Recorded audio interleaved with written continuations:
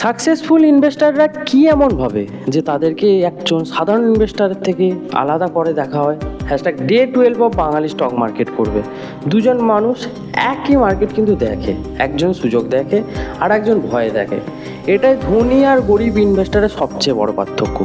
Most people কি করে, focus করে পয়সার ওপরে, কিন্তু সাধারণ ইনভেস্টার সে জিজ্ঞাসা কি করে, কত প্রফিট হবে, কত স্টক উঠবে, কত দিনে ডবল হবে। কিন্তু সিনারিওটা পুরোই পাল্টে যায় একজন সাকসেসফুল ইনভেস্টারের ক্ষেত্রে।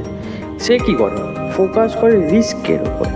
রিস্ক কী কী প্রশ্ন সে করে থাকে, কতটা হারাতে পারি, ওয়ারেস্ট কেস কী হতে পারে, বিজনেস খারাপ হলে কি হবে। মনে করো দুজন একটা দোকান কিনতে যাচ্ছে, দুটো লোক।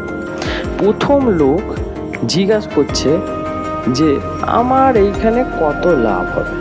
সহজ কথা, একটাই প্রশ্নের জবাব সে চাই। কিন্তু দ্বিতীয় যিনি জিজ্ঞাসা করছে সেইখানে, এখানে কাস্টমার আসে তো, এইখানে আমাকে ভাড়া কত দিতে হবে, বিজনেস টিকবে তো, কতদিন টিকবে, কতদিন টিকতে পারে, বা এটা কি লাইফ টাইম হতে পারে।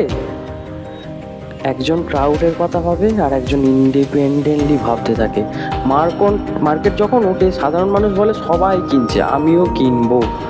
সাকসেসফুল ইনভেস্টার ভাবে সবাই কেন কিনছে, মার্কেট যখন পড়ে সাধারণ মানুষ বলে সব বিক্রি করো।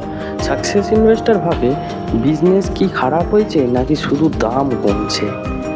রিয়েল এক্সাম্পল যদি আমি একটা কথা বলি, ওয়ারেন বাফেটের বিখ্যাত একটা প্রিন্সিপাল আছে, be fearful when others are greedy and greedy when others are fearful.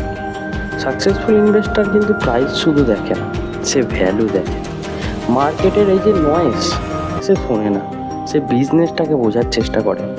Quick মানি খোঁজে না, লং টার্মে ওয়েলথ বানায়।